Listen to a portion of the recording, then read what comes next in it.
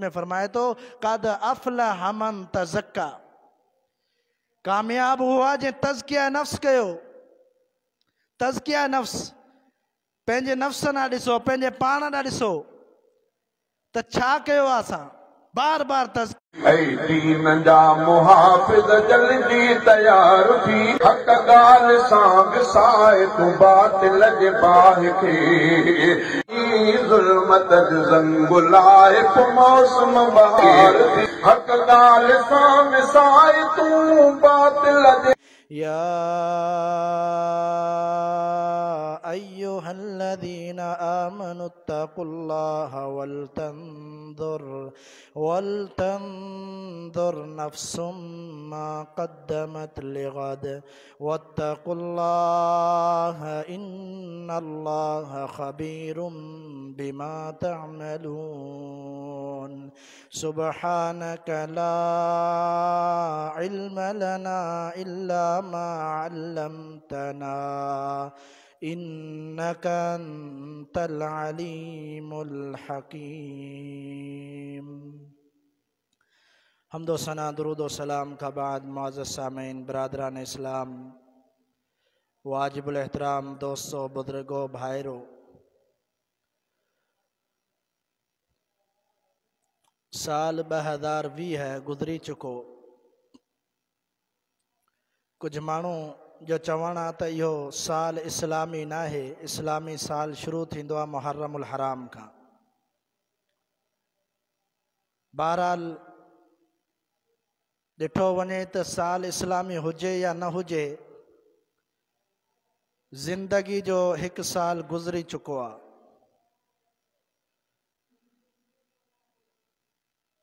ज़िंदगी ईअं बि गुज़रे जंहिंजी का ख़बर को पतो नथो पए। बर्फ़ वांगुरु ज़िंदगी ॻरंदी वञे, पर मूंखे ऐं दुनिया वारनि खे सभिनि खे दुनिया जी फ़िक्र आहे। सुबुह शाम दुनिया जी तगोदो, कोशिश, मेहनत, तिजारतुनि में, ख़रीदो फ़रोख्त में मगन लगा पिया आहियूं। अफ़सोस उन्हनि नौजवाननि ते जेके सिर्फ़ इन लाइ महफ़िलूं सजाईंदा आहिनि त असांजी ज़िंदगी जो हिकु साल ख़तम थी चुको। जेकॾहिं नबी अलैहिस्सलातु वस्सलाम जी सीरत जो मुतालो कयो वञे ऐं सहाबा इकराम रिज़वानुल्लाहि अलैहिम अजमाइन जी ज़िंदगियुनि जो मुख़्तसर जाइज़ो वठियो वञे त उन्हनि जी फ़िक्र ऐं सोच छा हुई त ज़िंदगी जो हिकु हिकु लम्हो बि वॾो अहम आहे। सैयदना अबू हुरैरा रज़ियल्लाहु तआला अन्हु, अमीरुल मोमिनीन फिल हदीस, हिन उम्मत जो वॾो मुहद्दिस, जंहिंखे सभिनि खां वधीक, सभु सहाबा में सभ खां वधीक हदीसूं यादि हुयूं। मौत जो वक़्तु आयो आहे त उन जी अखियुनि मां ॻोढ़ा जारी थी विया। वेठल माण्हुनि पुछियो त तव्हांखे पंहिंजे अहलो अयाल ते ॾुख आहे या औलाद जो ॾुख आहे या छाजे करे तव्हां रो पिया? त सैयदना अबू हुरैरा रज़ियल्लाहु तआला अन्हु फरमायो त आऊं नथो रोवां तव्हांजी दुनिया जे ख़ातिर, पर सिर्फ़ इन जे करे रोवां थो जो अचण वारो जेको सफ़र करणु आउं शुरू पियो कयां, आख़िरत जो सफ़र, इहो वॾो तवील सफ़र आहे ऐं ज़ादे राह मूं वटि इंतिहाई घटि मौजूदु आहे जेका सफ़र खे पूरो न करे सघे। हालांकि सहाबा इकराम जन्नती हुआ। अल्लाह जो क़ुरान फरमाए तो रज़ी अल्लाहु अन्हुम व रज़ू अन, पर उन्हनि खे फ़िक्र छाजी हुई त हिकु हिकु लम्हो जेकॾहिं ज़िंदगी मां घटि पियो थिए त कुझु करे वठूं। नबी अलैहिस्सलातु वस्सलाम जी हदीस आहे, पाण फरमायो इग़्तनिम खम्सन क़ब्ल खम्स, फरमायो त पंज शयुनि खे गनीमत सम्झो। पंज जे अचण खां पहिरीं फरमायो त शबाब क क़ब्ल हरमिक, पंहिंजी जवानी खे गनीमत सम्झो। पीर सन थियण खां पहिरीं वॾी उमिरि थी वञे, जंहिंजे बारे में सही बुखारी में हदीस आहे, रसूलुल्लाह सल्लल्लाहु अलैहि वसल्लम फरमायो आदर अल्लाहु इला इम्रइन अखर अजलहू। फरमायो त अल्लाह रब्बुल आलमीन उन शख्स जो उज़्र क़बूल न कंदो, दीन जे बारे में को बहानो क़बूल न कंदो, जंहिंजी उमिरि 60 साल के पहुची चुकी। 60 साल उमिरि थी वई, कंहिं बि क़िस्म जो उन खां उज़्र क़बूल न कयो वेंदो। या नबी अलैहिस्सलातु वस्सलाम जी हदीस आहे। पाण फरमायो तॾहिं जवानी खे गनीमत सम्झो ऐं सिहत खे बीमारी खां पहिरीं, यानी फ़क़्र अची वञे इन खां बहितर आहे गनीमत सम्झो। उन वक़्त खे जेॾीमहिल तव्हां वटि माल हुजे, दौलत हुजे, अल्लाह जी राह में ख़र्च करे वठो। व फराग़िक क़ब्ल शुग़लिक, ऐं पंहिंजी ताक़त खे शुग़ल खां पहिरीं ईअं न मसरूफ़ थी वञो, तिजारतुनि में लॻी वञो, कारोबार में लॻी वञो, दुनियादारी में लॻी वञो। उन खां अॻे जेकॾहिं फराग़त आहे त उन खे गनीमत ॼाणो, उन में आख़िरत जे लाइ कुझु गॾु करे वठो। ही जेके मशहूरु कोरोना वायरस जो मसइलो हले पियो, और कयूं त अक्सर असातिज़ा किराम जेके उस्ताद आहिनि उन्हनि खे इंतिहाई घणी फराग़त मिली चुकी आहे। उस्तादनि जूं मोकलूं, ॿारनि जूं मोकलूं, स्कूल जूं मोकलूं, मदरसनि जूं मोकलूं, इन खे ज़ाया कयो पियो वञे। इहो वक़्तु अल्लाह साईं जेकॾहिं ॾिनो आहे कंहिं मजबूरी जे करे, कोरोना वायरस छा मामिलो आहे अल्लाह साईं बहितर थो ॼाणे, पर जेकॾहिं फराग़त मिली आहे इन फराग़त में कुझु न कुझु दीन खे हासिल करे वठूं, दीन खे सिखी वठूं, या कंहिंखे दीन जी ॻाल्हि पहुचायूं त इहो गनीमत आहे। आख़िर में पाण सल्लल्लाहु अलैहि वसल्लम फरमायो व हयातिक क़ब्ल मौतिक, ऐं पंहिंजी ज़िंदगी खे गनीमत ॼाणो मौत खां पहिरीं। ज़िंदगी जो साल पूरो गुज़री वियो, को फ़िक्र न आहे, का परेशानी न आहे। सोचोसि कोन त अल्लाह रब्बुल आलमीन हर इंसान जे लाइ मुक़ररु वक़्तु रखियो आहे। उन वक़्त ते मौत अचणी आहे ऐं अटल फ़ैसिलो आहे। अल्लाह साईं फरमाए जिन में मौत जो वक़्तु ईंदो आहे, न 1 सेकंड पहिरीं थींदो, न 1 सेकंड पोइ, मुक़ररु वक़्त ते मौत अची वेंदी। नबी अलैहिस्सलातु वस्सलाम फरमायो मौत खां अॻे पंहिंजी ज़िंदगी खे गनीमत ॼाणो, यानी साल पूरो ज़ाया थी वियो। वेही करे सोचो, जेके शख़्स ताजिर आहिनि, दुनियावी मिसाल आहे, जेके शख़्स ताजिर आहिनि पाण में उन्हनि जी तिजारत आहे, साल पूरो थींदो आहे पहिरीं पूरो हिसाब कंदा आहिनि, वेही हिसाब किताब कंदा आहिनि त केतिरो ख़र्च थियो, केतिरो फ़ाइदो थियो, केतिरो नुक़सानु थियो। पर ही उहा तिजारत आहे जेका तिजारत अल्लाह रब्बुल आलमीन सां आहे। आख़िरत जे ॾींहुं कामयाबी जी तिजारत इन जे लाइ कोन थो सोचे। साल पूरो थी वियो, वेही सोचो, फ़िक्र कयो त साल में केतिरा मूंखां गुनाह थिया, केतिरियूं मूं नेकियूं कयूं, अॻिते केतिरो आऊं पहुचाए चुको आहियां। अल्लाह से कुरान मजीद में फरमाए थो, फरमाए या अय्युहल्लज़ीना आमनुत्तकुल्लाह वलतंजुर नफ्सुम मा क़द्दमत लिगद वत्तकुल्लाह इन्नल्लाह खबीरुम बिमा तअमलून।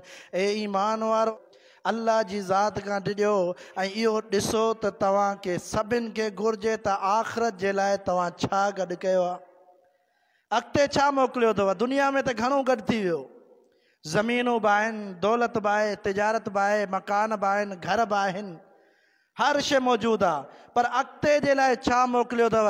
अॻिते जे लाइ महिनत करणी आहे, कोशिशि करणी आहे, तगो दो करणी आहे।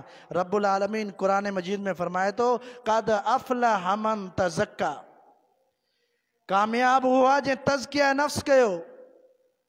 तज़किया नफ़्स, पंहिंजे नफ़्स ॾांहुं ॾिसो, पंहिंजे पाण ॾांहुं ॾिसो त छा कयो आहे असां। बार बार तज़कियो, बार बार तज़कियो। पर ईअं सम्झो वञे त जेकॾहिं साल पूरो थिए त तज़किया नफ़्स फ़र्ज़ क़रार थी वियो, त पूरो साल आहे, 300 खां मथे ॾींहं गुज़री चुका आहिनि। इन्हनि ॾींहंनि में केतिरे क़दुरु अल्लाह रब्बुल आलमीन जी रज़ामंदी वारा कम थिया आहिनि, केतिरे क़दुरु अल्लाह रब्बुल आलमीन जी नाराज़गी वारा कम थिया आहिनि। क़ुरान मजीद में अल्लाह रब्बुल आलमीन 3 क़िस्मूं बयानु कयूं, नफ़्स जूं 3 क़िस्मूं बयानु कयूं। हिकु नफ़्स लवामा, ॿी नफ़्स अम्मारा, ॿी नफ़्स मुतमइन्ना। नफ़्स मुतमइन्ना उन जे बारे में त फ़ैसिलो अल्लाह रब्बुल आलमीन करे छॾियो, या अय्यतुहन नफ़्सुल मुतमइन्ना इरजिई इला रब्बिकी राज़ियतम मर्ज़िया फदखुली फी इबादी वदखुली जन्नती।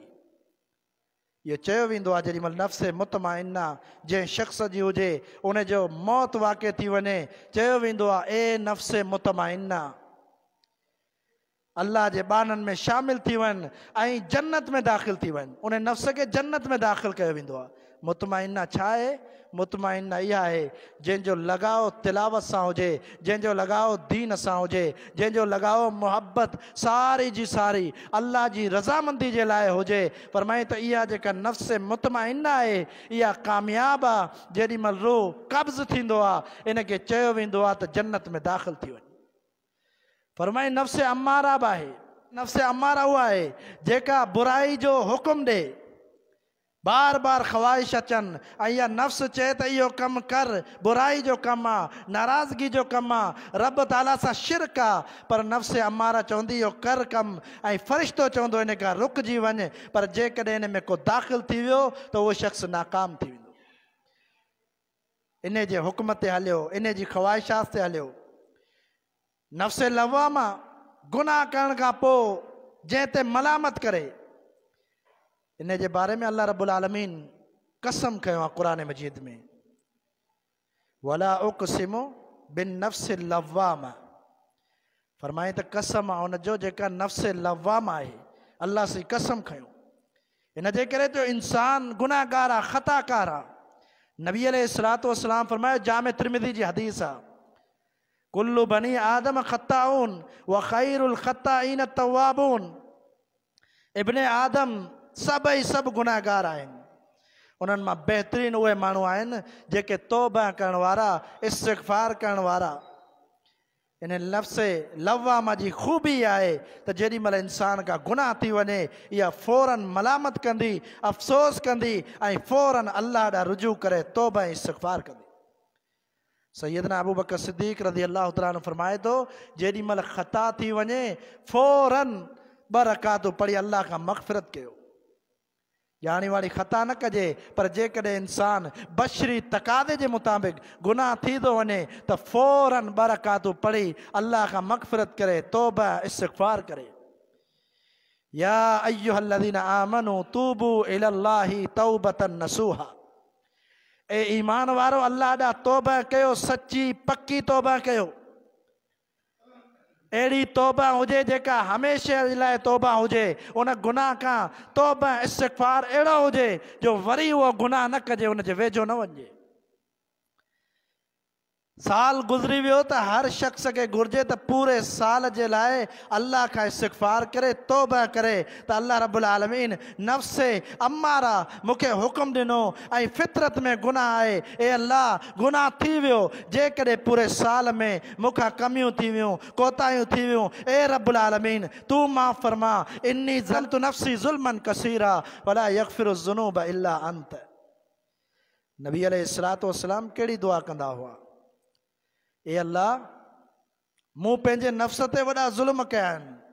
अल्लाहु अकबर, क़ुर्बान वञो मोहम्मद रसूलुल्लाह सल्लल्लाहु अलैहि वसल्लम जी ज़ात अक़दस से। नबी अलैहिस्सलातु वस्सलाम पंहिंजे नफ़्स ते कहिड़ा ज़ुल्म कया? पाण सल्लल्लाहु अलैहि वसल्लम त पंहिंजो हर सुख, हर ॾींहुं, हर घड़ी अल्लाह जे लाइ क़ुर्बान कयो। दीन जी तबलीग, तौहीद जी तबलीग, पूरी ज़िंदगी अल्लाह जो पैगाम माण्हुनि ताईं पहुचायूं। पूरी दुनिया में जेकॾहिं अॼु दीन आहे, इस्लाम आहे, मोहम्मद रसूलुल्लाह सल्लल्लाहु अलैहि वसल्लम इन जो पैगाम खणी आया, अल्लाह रब्बुल आलमीन जे तरफ़ां माण्हुनि खे पहुचायूं। पर पाण दुआ जो कहिड़ो अंदाज़ हो? अल्लाहुम्मा इन्नी ज़लमतु नफ़्सी ज़ुल्मन कसीरा। ए अल्लाह मूं पंहिंजे नफ़्स ते घणा ज़ुल्म कया आहिनि, मुंहिंजे नफ़्स खे मूंखे माफ़ फरमा। वला यग़फ़िरु ज़ुनूब इल्ला अंत, ए अल्लाह गुनाहन के माफ़ करण वारी ज़ात तोखां सवा केर बनाए। हालांकि इहा दुआ त कसरत सां असांखे करणु घुरिजे। सहाबा इकराम कसरत सां इहा दुआ कंदा हुआ। हर लम्हे जी, हर मिनट जी, हर कलाक जी, हर ॾींहं जी तौबा इस्तिग़फ़ार, रात जो तहज्जुद में रोज़ानो तौबा इस्तिग़फ़ार। सहाबा जी इहा ज़िंदगी इहो तर्ज़ अमल हो। पर असां साल गुज़री वेंदो आहे, कॾहिं हथ खणी पंहिंजे रब खां तौबा इस्तिग़फ़ार न कयोसीं। जाइज़ो वठूं त घणा अमल कया अथऊं। फरमायो अलैसा लिल इंसानी इल्ला मा सा, फरमाई त इंसान जे लाइ उहो आई जेको उन दुनिया में कमायो उहो ई फ़ाइदो ॾींदो आख़िरत जे लाइ। जेका उन कोशिशि कई, जेका महिनत कई, पर जेकॾहिं महिनत न कई, कोशिशि न कई, आमाल न कई, पंहिंजे रब्बुल आलमीन खे राज़ी न कई, क़यामत जे ॾींहुं पशेमान थींदो, परेशान थींदो। नबी अलैहिस्सलातु वस्सलाम ये हदीस आहे, पाण फरमाए उहे शख़्स जेके मजलिसूं लॻाइनि था, जेके शख़्स मजलिसूं लॻाइनि था, दुनियावी मजलिसूं, वेही कचहरियूं कंदा आहिनि, ख़ासि करे सियारे जी राति में बाहियूं ॿारे दोस्त यार पाण में वेही कचहरियूं कंदा आहिनि। पाण फरमायो त जेके मजलिसूं लॻाइनि था ऐं ला यज़कुरून अल्लाह फ़ीही, उन में अल्लाह जो ज़िक्र नथा कनि ऐं नबी अलैहिस्सलातु वस्सलाम ते दुरूद नथा पढ़नि, इल्ला कानत अलैहिम हसरतन यौमल क़यामा, ये मजलिसूं उन जे लाइ क़यामत जे ॾींहुं हसरत हूंदियूं, अफ़सोस हूंदियूं। काश ये मजलिसूं लॻायूं ई न हा। यानी एतिरे क़दुरु उन्हनि जे लाइ भारी हूंदियूं मजलिसूं जेके फ़ुज़ूल ॻाल्हियुनि जे लाइ, फ़ुज़ूल कचहरियुनि जे लाइ लॻाए वियूं। अंदाज़ो लॻायूं, सोचूं, गौर कयूं त साल में केतिरियूं मजलिसूं असांजूं फ़ुज़ूल, दीनदारी खां बग़ैर, अल्लाह जी रज़ा कामयाबी खां बग़ैर, यानी अहिड़ियूं ॻाल्हियूं ई मजलिस में न थियूं जिन ॻाल्हियुनि जे करे अल्लाह रब्बुल आलमीन राज़ी थिए। मुहम्मद रसूलुल्लाह सल्लल्लाहु अलैहि वसल्लम ते दुरूद पढ़ियो वञे। पूरो साल गुज़री वियो। जाइज़ो वठणु ज़रूरी आहे। मूंखे बि जाइज़ो वठणु घुरिजे, हर शख़्स खे जाइज़ो वठणु घुरिजे। मोमिन जो इहो किरदारु हूंदो आहे, हर लम्हे जो, हर घड़ी जो पंहिंजो जाइज़ो वठंदो आहे त छा थियो आहे। सैयदना अली जुल मुर्तज़ा रज़ी अल्लाह तआला अन्हु फरमाए थो, इरतहलत दुनिया मुदबिरतन वरतहलतिल आखिरतु मुक़बिलतन। फरमायो त दुनिया जल्दी जल्दी ख़त्म पई थिए ऐं अॻिते आख़िरत अचे पई, क़रीब बि अचे, अॻी ज़िंदगी। फरमाए दुनिया जा बि औलाद हूंदा आहिनि, आख़िरत जा बि औलाद। मतिलबु इहो आहे त दुनियादार बि हूंदा आहिनि ऐं आख़िरत जी परवाह करण वारा बि हूंदा आहिनि। बनून के हूंदा आहिनि दुनिया जा पुट, के हूंदा आहिनि आख़िरत जा पुट।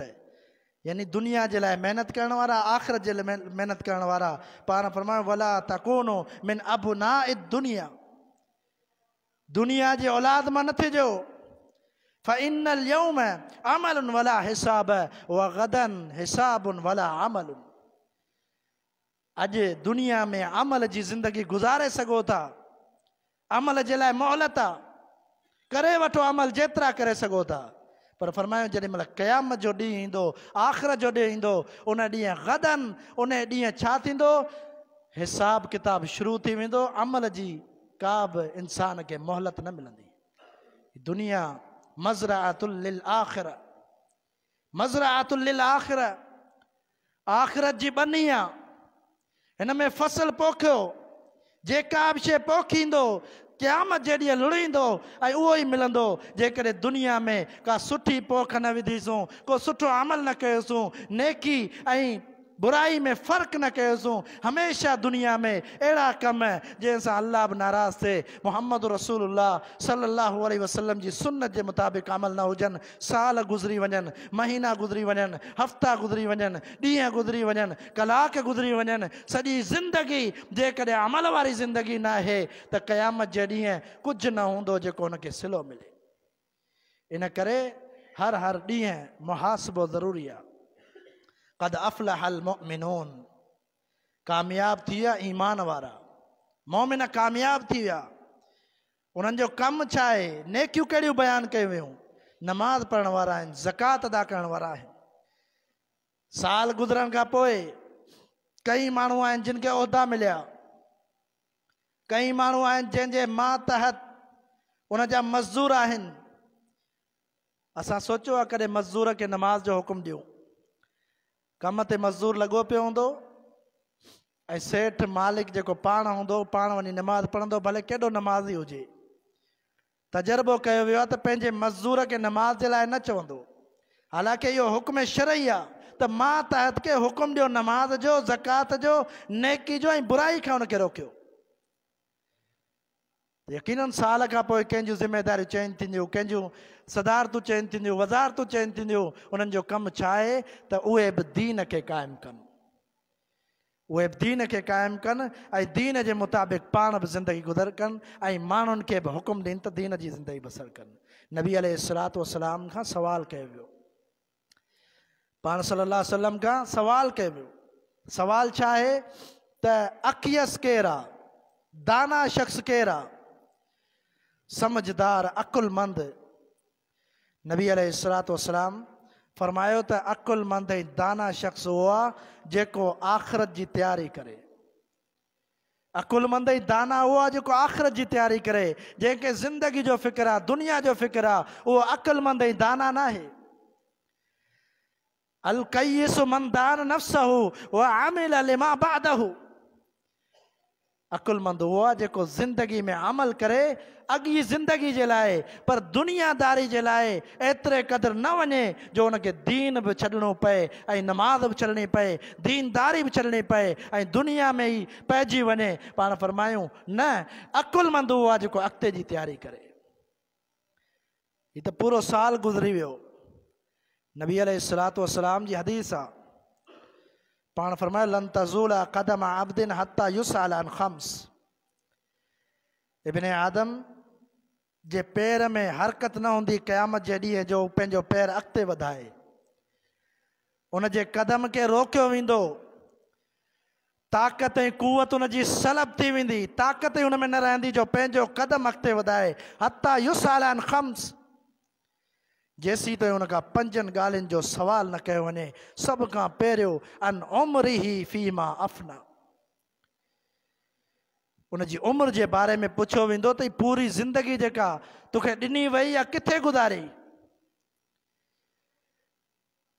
हैप्पी न्यू ईयर जे नाले सां गुज़ारी या अफ़सोस करे साल खे, साल गुज़रण ते अफ़सोस करे उन ते पंहिंजो मुहासिबो करे ऐं दोबारा नेकी ऐं सुठा अमल कई, या दुनियादारनि वांगुरु साल गुज़रे त ख़ुशी फायर कया वञनि, महफ़िलूं सजायूं वञनि, नऊज़ बिल्ला, अल्लाह जी नाराज़गी। यानी जेको शख़्स ज़िंदगी जे गुज़रण ते ख़ुशि थिए त अल्लाह जी नाराज़गी आहे। ज़िंदगी अहिड़ी जेका ज़िंदगी अल्लाह जी रज़ा वारी न हुजे, पूरो साल अल्लाह जी रज़ा न आहे, ऐं जेकॾहिं गुज़रे थी त ख़ुशि पियो थिए त साल मुंहिंजो घटि थी वियो। अल्लाहु अकबर। इहा वॾी हमाकत ऐं हलाकत आहे। अफ़सोस थींदो आहे ईमान वारे खे, परेशानी थींदी आहे त जेको वक़्तु मुक़ररु आहे उन मां 1 साल घटि थी वियो। चाहे उहो ईसवी हुजे या हिजरी साल हुजे, साल त उन वांगुरु ई हलंदो। चाहे ॾींहंनि जो नालनि जो फ़र्क़ु आहे, ॾींहंनि जा नाला साॻिया ई आहिनि, सिर्फ़ु साल जे नाले जो फ़र्क़ु आहे, ईसवी ऐं हिजरी, पर साल त हर हिक जी ज़िंदगी जो गुज़रे पियो। त उन खां ज़िंदगी जे बारे में पुछियो वेंदो। सिर्फ़ु ज़िंदगी में साल बचे थो, ज़िंदगी में 1 लम्हो 1 साअत बचे थी, 1 सेकेंड बि ज़िंदगी में थो शुमार थिए त उन सेकेंड में, उन कलाक में, उन ॾींहं में तो छा कयो, कहिड़ी तयारी करे आयो आहीं। ऐसी तो इंसान जो कदम हिली न सघंदो। इहो सवाल थींदो। वान शबाबिही, ऐं ॿियो जवानी जे बारे में सवाल थींदो। जवानी जा 10 साल, 15 साल, 20 साल गुज़रंदा आहिनि। अॼु जा नौजवान ख़ुशि थींदा आहिनि। कॾहिं मुहासिबो कयूं त हिन जवानी जे बारे में रब्बुल आलमीन सवाल कंदो त तंदुरुस्ती हुई, सेहत हुई, अल्लाह सां ताक़त ॾिनी, कुदरत तव्हांखे एतिरी ॾिनई जो नमाज़ पढ़ो आहे, अल्लाह जी राह में ख़र्च कयो आहे, जवानी केॾांहुं गुज़ारियव, छा तहज्जुद पढ़ेव या न।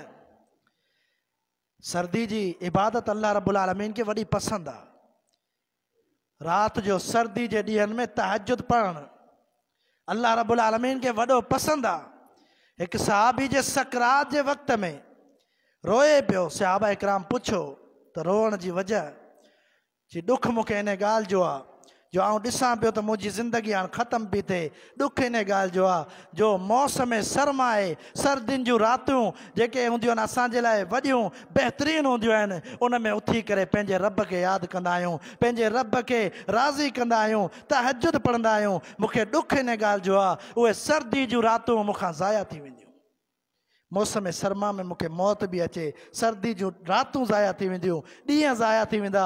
जंहिं ॾींहंनि में नंढा ॾींहं हूंदा असां नफ़ली रोज़ा रखंदासीं। यानी फ़िक्र आख़िरत, कॾहिं बि दुनिया जो फ़िक्र न कयूं। साल में सहाबा इकराम पूरो साल छा पूरी ज़िंदगी अल्लाह रब्बुल आलमीन जी रज़ामंदी जे लाइ गुज़ारियूं। अल्लाहु अकबर। सहाबा इकराम केतिरे क़दुरु मक़ाम ऐं मर्तबे वारा हुआ।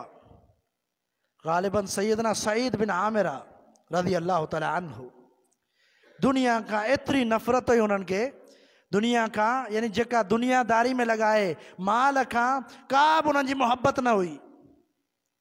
सैयदना उमर बिन ख़त्ताब रज़ी अल्लाह तआला अन्हु खे ख़त लिखियो वियो। कमज़ोर जेके लागर माण्हू जेके माना ज़ईफ़ हुजनि या बेवाहूं औरत या एतिरा जेके मुस्तहिक माण्हू उन्हनि जा नाला लिखी मोकिलिया विया त इहे मुस्तहिक आहिनि, इन्हनि जे लाइ तव्हां दीनार ॾियो। अमीरुल मोमिनीन सैयदना उमर बिन ख़त्ताब रज़ी अल्लाह तआला अन्हु ॾिसी करे नाला परेशान थी विया। पाण फरमायो सईद बिन आमिर जो तव्हां नालो लिखियो? चयूं असांखे उन कोन चयो त नालो लिखो, पर असां पंहिंजी मर्ज़ी सां लिखियो आहे। असांजो गवर्नर आहे, असांजो अमीर आहे, परेशान आहे, ग़रीब हाल आहे। सैयदना अमीरुल मोमिनीन उमर बिन ख़त्ताब रज़ी अल्लाह तआला अन्हु अलॻि रक़म 1000 दीनार अलॻि ॾिना। पाण फरमायो त वञी उनखे ॾिजो मुंहिंजे तरफ़ां, चइजो अमीरुल मोमिनीन तोखे ॾिनो आहे तोहफ़ो। जेॾीमहिल ॾिनोसि फौरन चई इन्ना लिल्लाहि व इन्ना इलैहि राजिऊन। अल्लाहु अकबर। का शइ न आहे, मजबूर आहे, परेशान आहे, पर जेॾीमहिल मिलिया दीनार चई इन्ना लिल्लाहि व इन्ना इलैहि राजिऊन। घरवारी परेशान थी वई, चई छा थियो? अमीरुल मोमिनीन खे कुझु थियो आहे? चई अमीरुल मोमिनीन खे कुझु न आहे थियो, उन खां वॾो मामिलो थियो आहे। चई छा थियो? मुसलमाननि जे लश्कर खे शिकस्त अची वई आहे। चई न इहो मामिलो न आहे। पोइ चई मामिलो छा आहे? तो चयो इन्ना लिल्लाहि व इन्ना इलैहि राजिऊन। इहो त मुसीबत जे वक़्तु पढ़ियो वेंदो आहे। चई त मुंहिंजे घर में वॾी मुसीबत अची वई आहे, माल अची वियो आहे, दौलत अची वई। सईद बिन आमिर रज़ी अल्लाह तआला अन्हु पंहिंजी घरवारी खे चयो त फौरन इनखे ख़तमु कर, ग़रीबनि ऐं मिसकीननि में इन्हनि खे विराए छॾ, मूंखे इन जी ज़रूरत न आहे। यानी हमेशह फ़िक्र आख़िरत जो फ़िक्र। इन करे साल गुज़रियो वञे त असांखे तौबा इस्तिग़फ़ार करणु घुरिजे। इंसान खां कई ख़ताऊं लम्हे लम्हे में, कलाक में, ॾींहं में, राति में, सुबुह में कई ख़ताऊं थींदियूं आहिनि। उनखे घुरिजे त बार बार तौबा इस्तिग़फ़ार करे ऐं ख़ासि तौर ते पूरे साल जी तौबा इस्तिग़फ़ार करे त जेके इन साल में इस्तिग़फ़ार जेके गुनाह थी विया, जेके बदियूं थी वियूं, ए अल्लाह तूं माफ़ फरमा। अल्लाह साईं का इस्तिग़फ़ार कजे। रब्बुल आलमीन का दुआ आहे त पूरी ज़िंदगी अल्लाह रब्बुल आलमीन सही माना में कुरान और हदीस के मुताबिक बसर करने की तौफीक अता फरमाए। वमा अलैना इल्लल बलागुल मुबीन।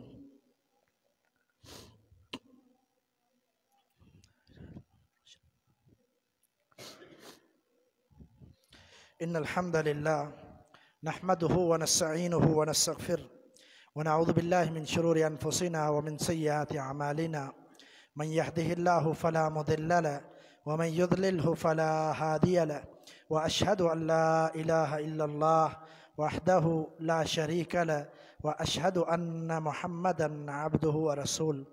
एक ज़रूरी ॻाल्हि करण तो चाहियां, उहा इहा आहे जो अॼुकल्ह सोशल मीडिया ते वीडियोज़ जारी थियनि था, जंहिं वीडियो में मुस्तक़बिल जूं ख़बरूं ॿुधायूं वञनि थियूं। मिसाल 2021 कीअं गुज़रंदो, 2021 कीअं गुज़रंदो, इन साल में छा थींदो, बुर्ज जेके सितारा आहिनि, फ़िलां सितारो आहे, इन सितारे जी छा हक़ीक़त आहे, इन सितारे वारे माण्हू जे लाइ छा थींदो। इहे सरासर जहालत वारियूं ॻाल्हियूं आहिनि। ऐं लखे किरोड़े माण्हू, हिकु वीडियो ॾिठो मूं जंहिंखे हिकिड़े ॾींहं में 3,12,000 माण्हू ॾिसी चुका हुआ, जंहिंमें इहो दावा कयो वियो त 2021 में कहिड़ियूं कहिड़ियूं इंसान जे लाइ मुश्किलात थींदियूं, कहिड़ा कहिड़ा मामला थींदा, ऐं बुर्ज ऐं सितारा जेके उन्हनि जो छा मामिलो थींदो। कंहिं हदीस में कुफ्र करार ॾिनो वियो आहे, कंहिं हदीस में शिरक करार ॾिनो वियो आहे। अॻे ज़माने जूं या कलाक जूं या हिकिड़े मिंट जूं ख़बरूं अल्लाह खां सवाइ केरु नथो ॼाणे। को बि शख़्स इन्हनि सितारनि ते यकीन करण वारो ऐं उन्हनि खे ॾिसण वारो, पंहिंजी क़िस्मत जो हाल ॼाणण वारो, उन जे लाइ नबी अलैहिस्सलातु वस्सलाम फरमायो लम तुक़बल लहू सलातुन अर्बईन यौमन। सही मुस्लिम जी हदीस आहे त उन शख़्स जी 40 ॾींहं नमाज़ क़बूल नथी थिए। एॾो वॾो गुनाह आहे। इन करे इन गुनाह खां बचणु घुरिजे। सोशल मीडिया आम आहे, फेसबुक ते, व्हाट्सअप ते, यूट्यूब ते ॾिठा वञनि था इहे वीडियोज़, ऐं यकीन कयो थो वञे। जंहिं यकीन कयो, नबी साहब फरमायो उन शख़्स मुंहिंजी शरीयत जो इनकार कयो जंहिं इन नजूमिन जी ॻाल्हियुनि ते एतबार ऐं तस्दीक़ कई। अल्लाह रब्बुल आलमीन हर क़िस्म जे शिरक खां मूंखे ऐं तव्हांखे महफ़ूज़ रखे। अल्लाहुम्मा सल्लि व सल्लिम अला नबीना मुहम्मदिन सल्लल्लाहु अलैहि वसल्लम। सुबहान रब्बिक रब्बिल इज़्ज़ति अम्मा यसिफून व सलामुन अलल मुरसलीन वल्हम्दुलिल्लाहि रब्बिल आलमीन।